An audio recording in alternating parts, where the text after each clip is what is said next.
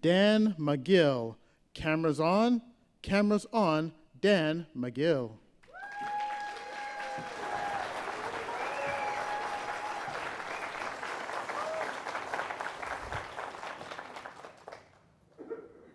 Thank you, Contest Chair. You're welcome. What if I told you that this device was already connected to all the cell phones that are in this room right now, including yours? Flight mode can't save you now.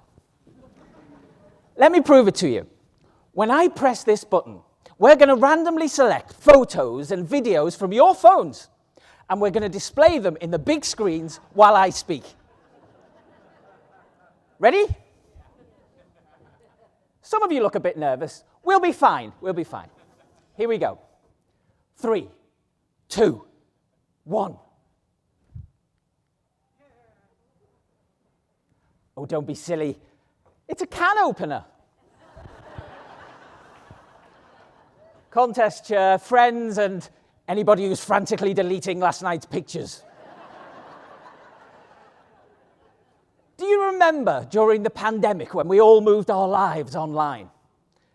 And some of us turned our homes into mini TV studios, didn't we? We positioned our cameras right in front of our bookshelves.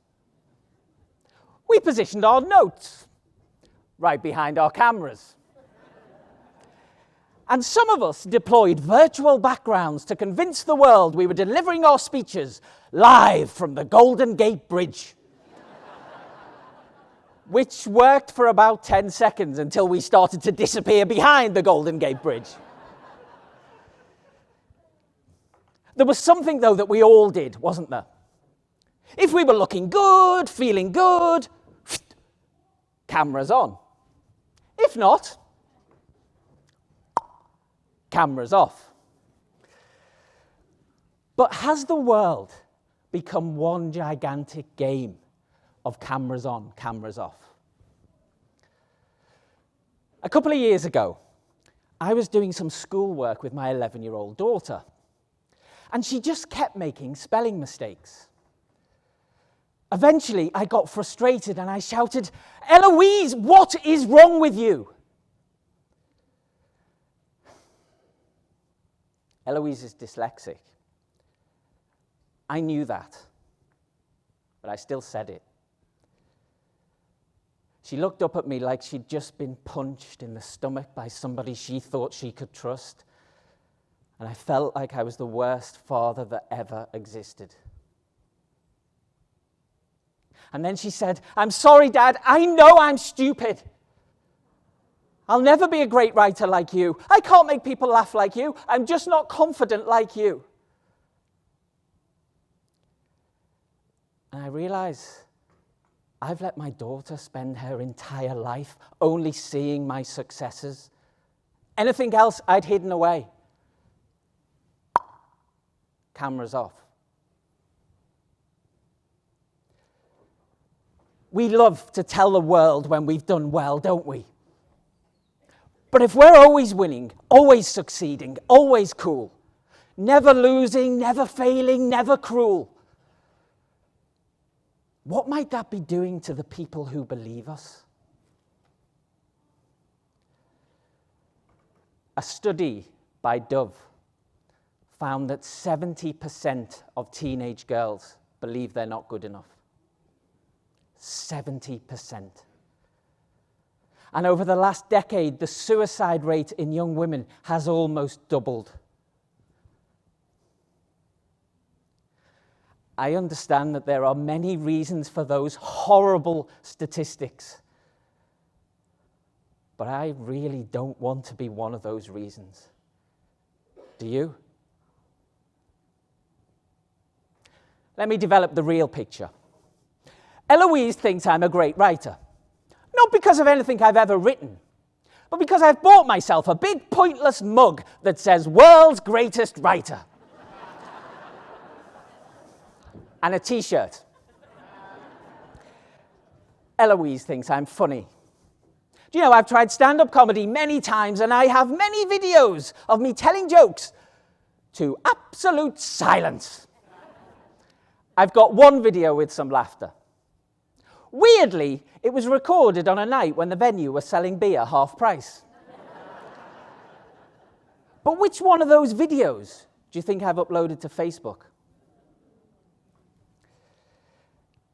Eloise thinks I'm confident. When I was her age, I was hiding at the back of the classroom, petrified I might be asked to stand up and read out loud. Would it have helped her to know that I struggled too? Of course it would. Did I tell her?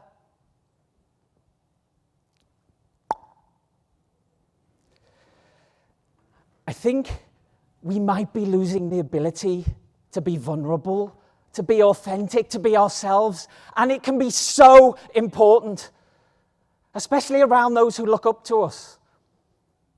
Because maybe we don't have to zoom that camera out so very far from an 11-year-old who thinks that she's stupid, before we'll find a teenager who believes that she's not good enough, or a young adult who decides to give up.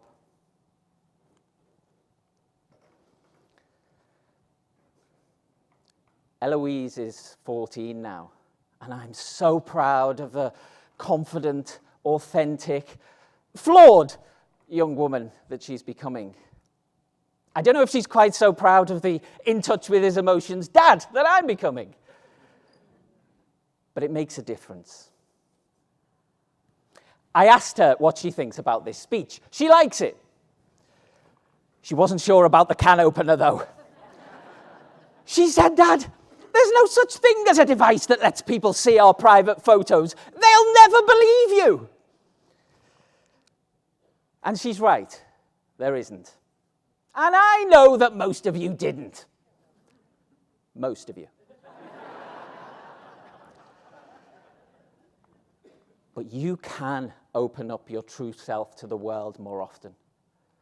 Because you never know who's tuning into your channel or what impact you might be having. Which means there's only one way to end this. Stand by, California. Stand by online. Going live in 3, 2, 1. Cameras on. Contest chair.